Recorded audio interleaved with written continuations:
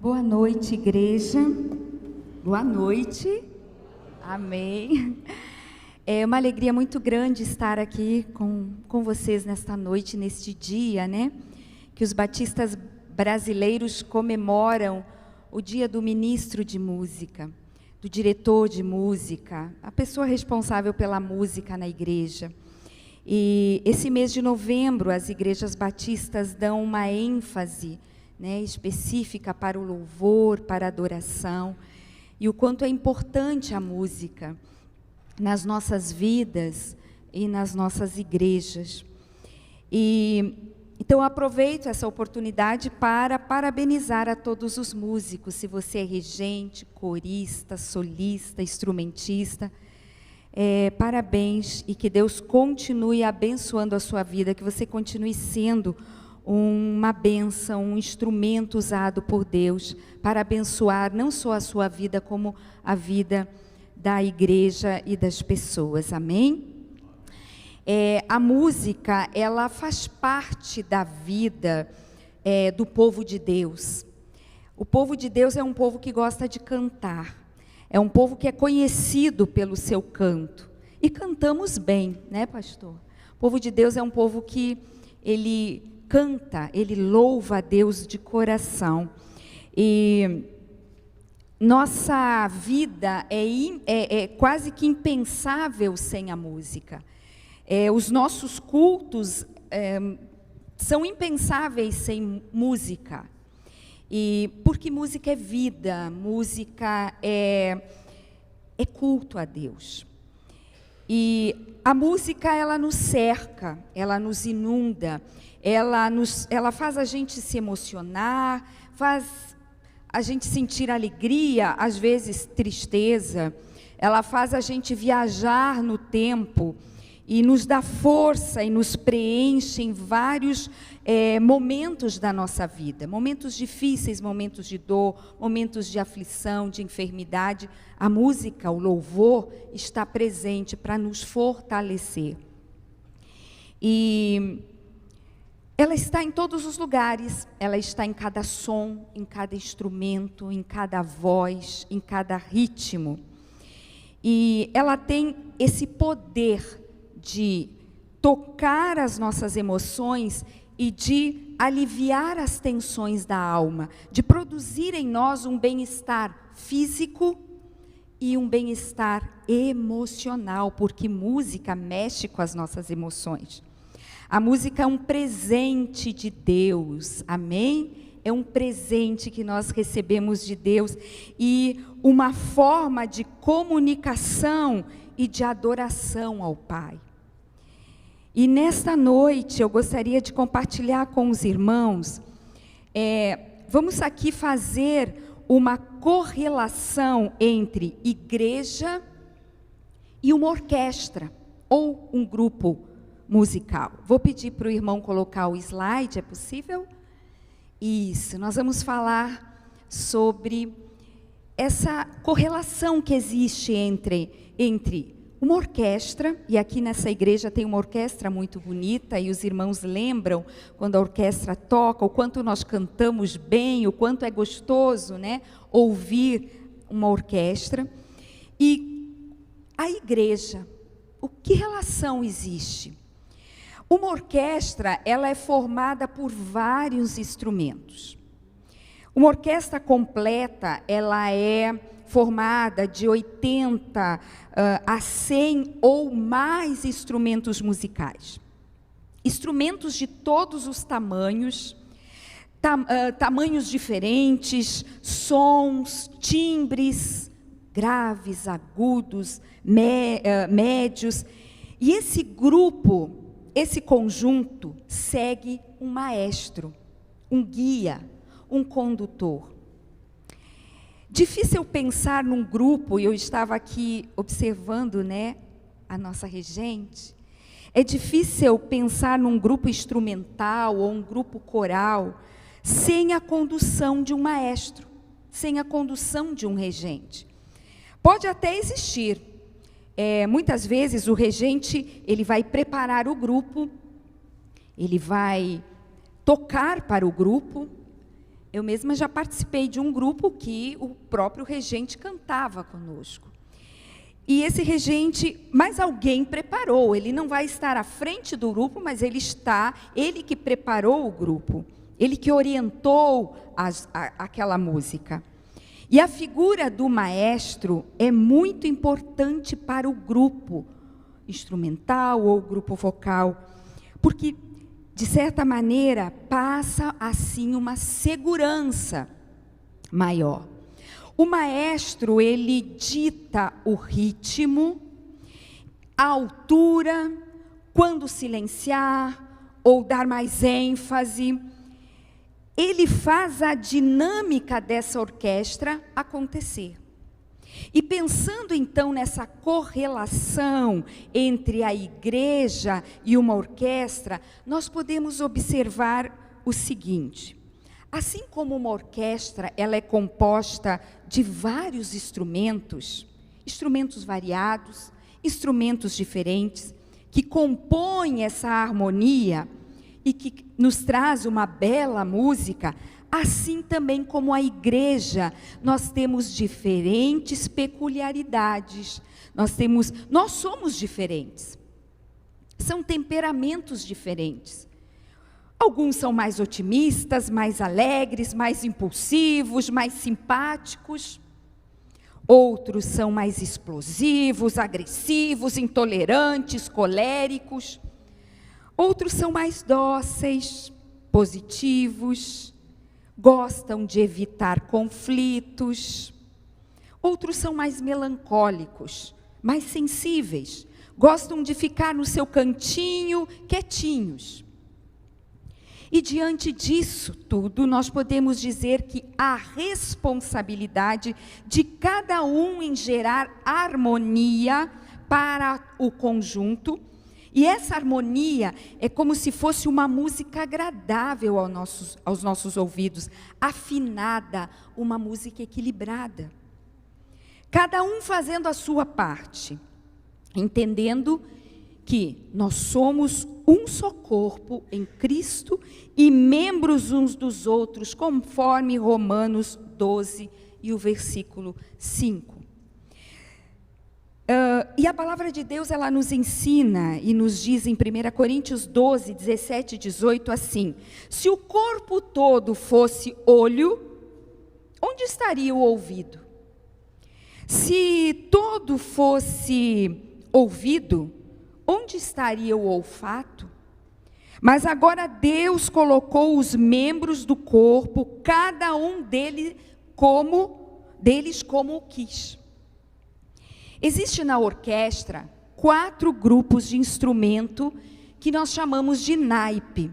Pode colocar a figura da orquestra, isso.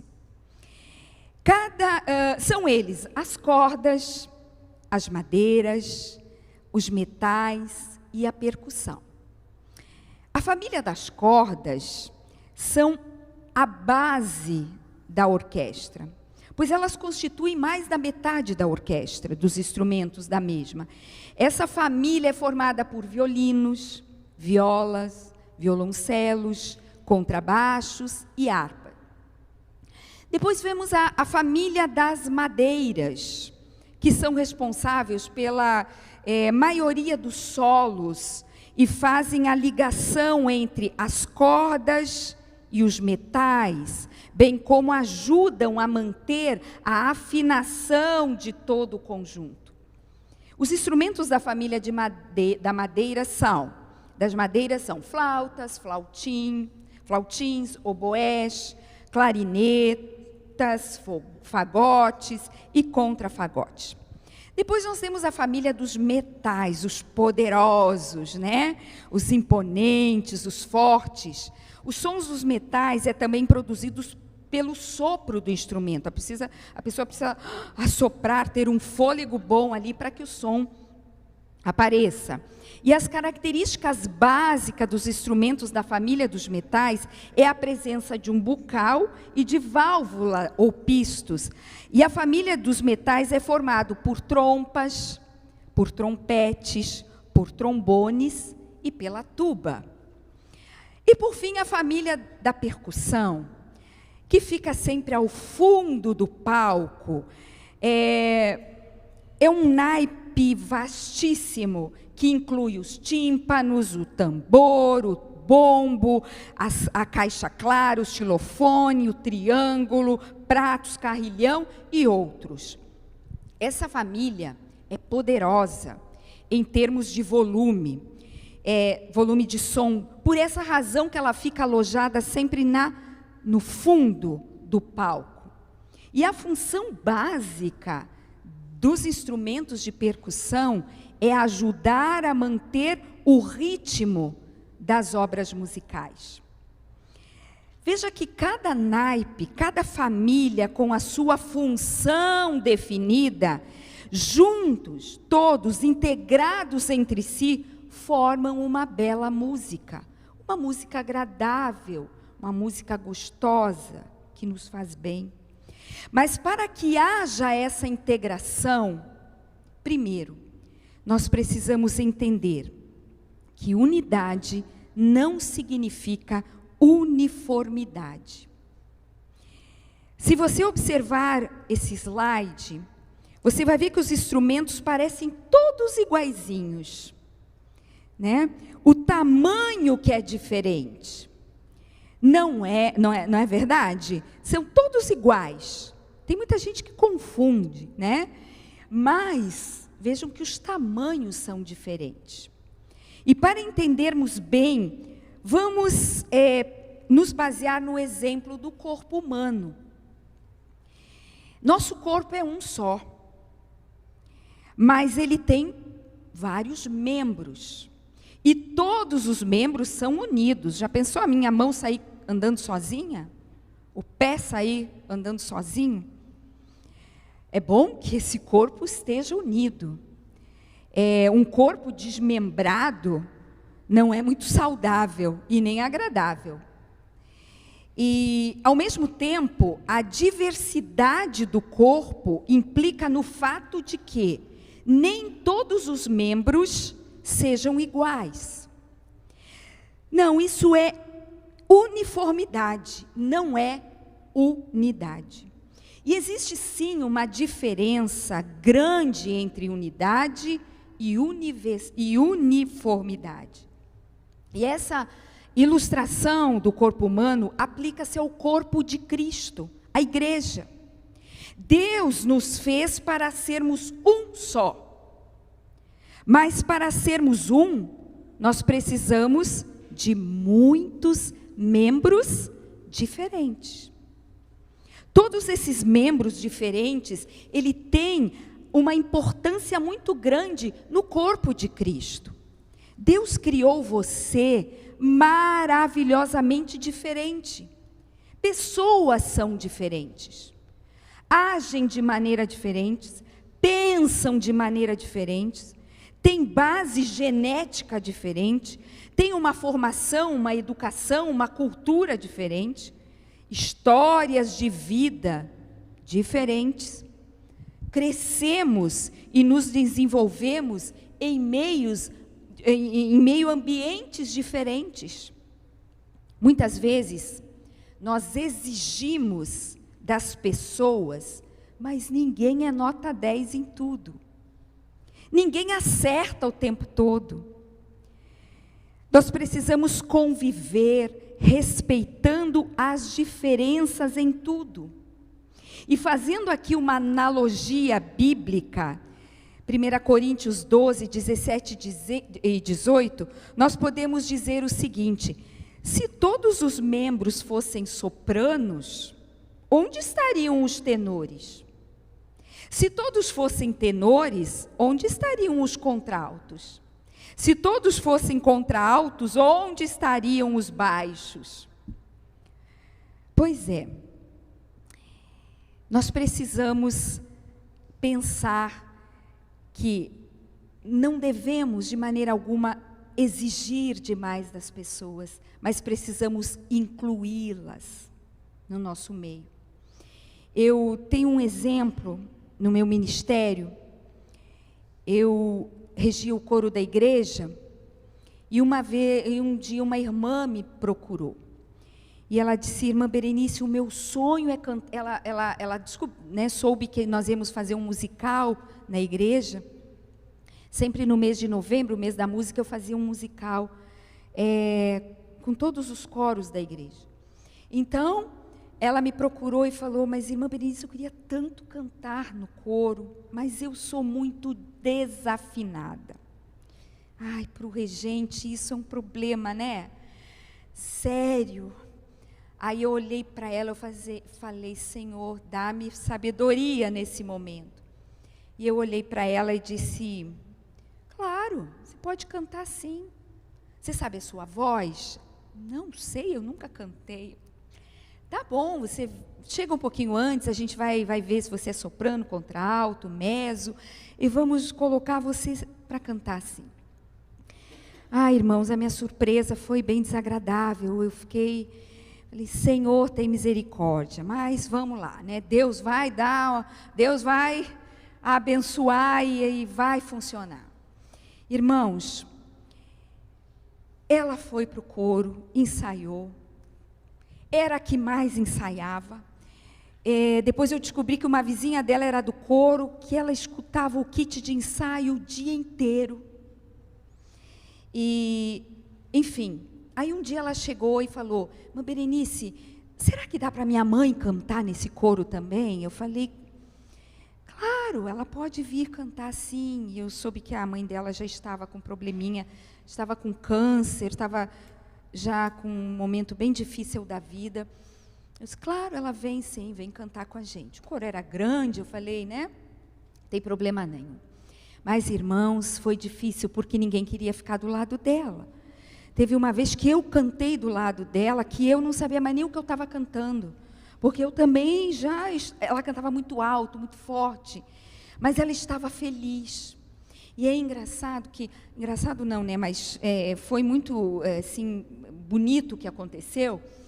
Porque a mãe dela cantou com a gente naquele dia, naquele domingo. A mãe dela cantou. Quando foi na segunda-feira, a mãe dela baixou ao hospital.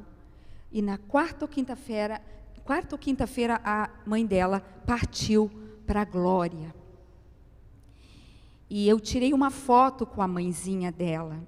Até hoje ela tem essa foto guardada. E o dia foi o dia do culto da minha despedida, ela pediu para dar o testemunho.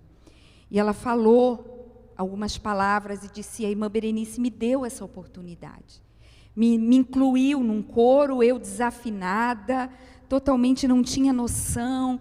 Eu fazia um trabalho com ela, levava ela para a escada da igreja, sobe um degrau, desce o degrau, a música é assim, é um som que sobe, um som que desce. Trabalhava no tons, semitons sabe, não tinha o que fizesse ela afinar. Mas ela foi feliz naqueles momentos, e ela disse: os ensaios do coro, irmã Berenice, eram como terapias para mim. Eu saía da minha casa com muitas lutas, muitos problemas com os meus filhos, muitas lutas. Eu ia para o ensaio do coro, aquilo era um refrigério na minha alma. Era um refrigério, eu saía pronta para enfrentar o mundo lá fora.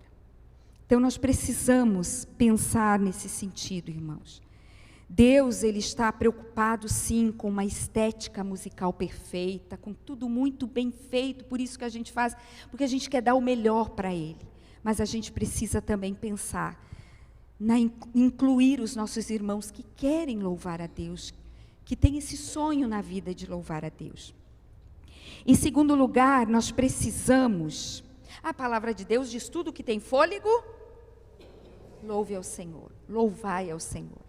Em segundo lugar, nós precisamos entender que só a ação do Espírito Santo pode tornar possível esse desafio. Observe que a palavra de Deus nos fala sobre isso. Atos 2:42 diz assim: e eles, vamos ler juntos? E eles perseveravam na doutrina dos apóstolos, na comunhão, no partir do pão e nas orações. Era uma igreja comprometida com a palavra de Deus e perseveravam em oração. a igreja não pode avançar vitoriosamente sem a oração. Não podemos depender somente de estratégias humanas. O poder vem de Deus, o poder vem do alto. Eu fui ovelha do pastor Sebastião Ferreira, lá na primeira igreja batista em Vila da Penha. Aprendi muito. Acho, pastor, foi a melhor faculdade da minha vida, foi aquela igreja. E o pastor Sebastião Ferreira, ele não cansava de dizer isso. Muita oração, muito poder. Pouca oração, pouco poder. Nenhuma oração, nenhum poder. Veja que em Atos 2:43, em cada alma havia temor, e muitos prodígios e sinais eram realizados pelos apóstolos. Irmãos, o nosso Deus continua o mesmo. É o mesmo Deus do passado, é o mesmo Deus do presente, é o mesmo Deus do futuro. E Deus não é o Deus que ficou preso ao passado. Ele age hoje, Ele continua agindo, Ele continua curando. Lá eu contei agora na MCM, que há 4 anos atrás eu tive um linfoma, um câncer na garganta. E passei por várias sessões de quimioterapia, perdi o cabelo todo. Ai, foi muito complicado. As orações dos irmãos, o apoio da igreja, tudo isso foi muito importante na minha vida. Mas o que me ajudava, me sustentava nos momentos de depressão, e quem já passou por um câncer sabe disso, aqueles momentos de depressão, aqueles momentos que a gente fica para baixo, parece que a vida acabou. A música, o louvor, foi algo que me preenchia, é algo que me dava força para vencer, forças para continuar. E vejam aqui que Deus continua o mesmo. É o mesmo Deus que cura, é o mesmo Deus que faz maravilhas. Ele age por meio da sua igreja. Lá em Atos 2:44, diz assim: todos os que criam estavam unidos e tinham o quê? Tudo em comum. Eu acho tão lindo esse versículo. Vendiam suas propriedades, seus bens, e os repartiam com todos, segundo a necessidade de cada um. 46 diz assim: e perseverando de comum acordo, todos os dias no templo, partindo o pão em casa, comiam com alegria e com simplicidade de coração. E no 47 diz: louvando a Deus e contando com o favor de todo o povo.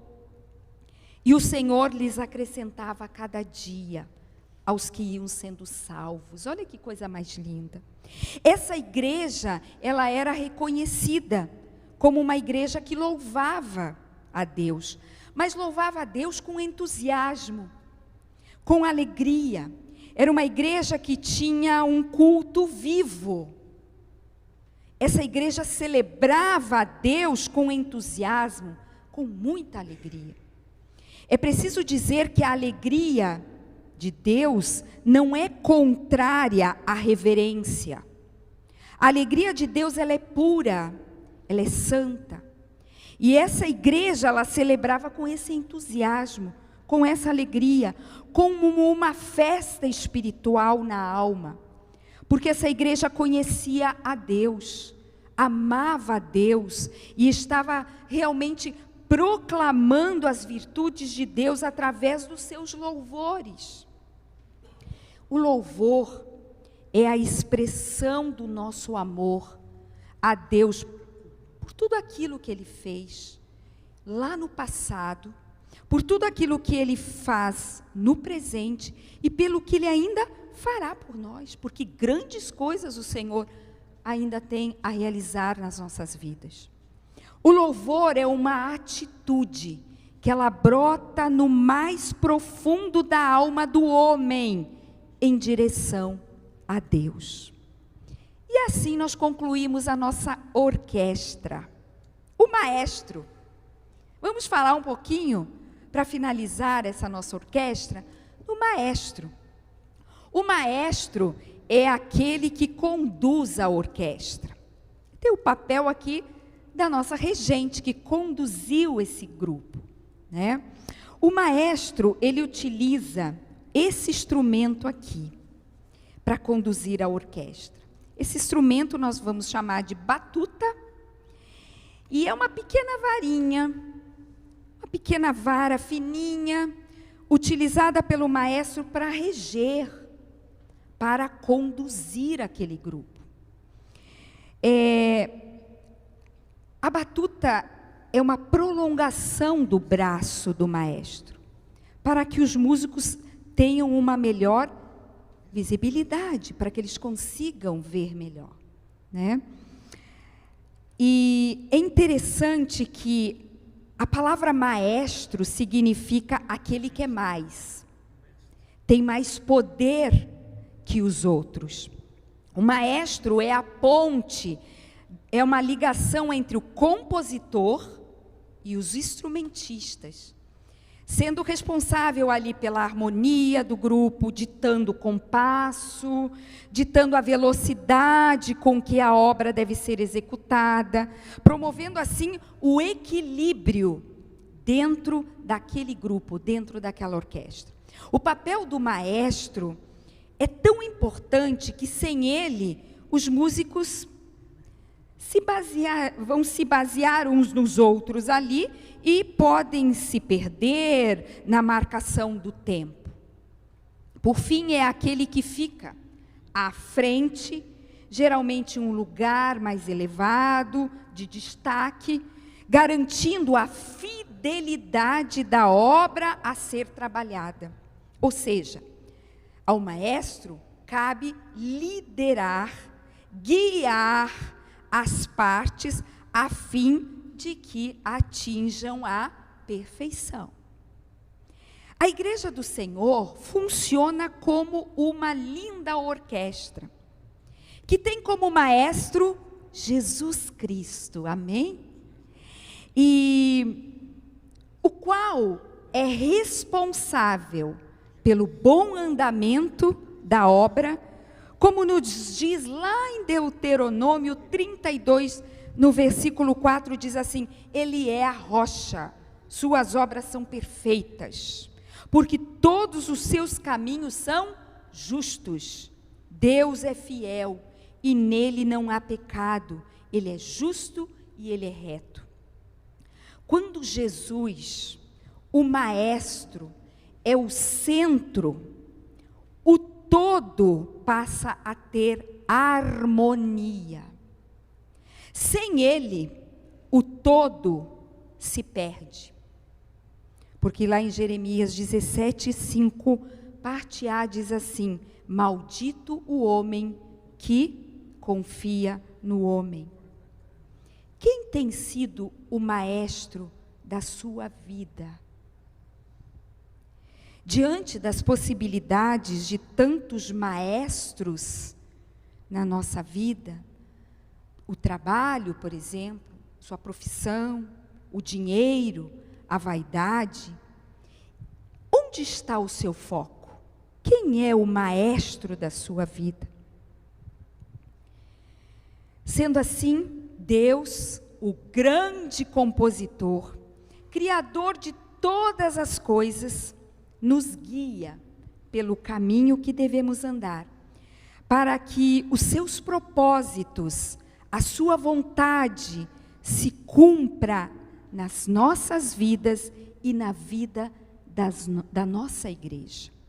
Que Jesus seja o maestro da sua vida, que Jesus seja o maestro da sua igreja, que Jesus seja o maestro das nossas vidas e da nossa igreja.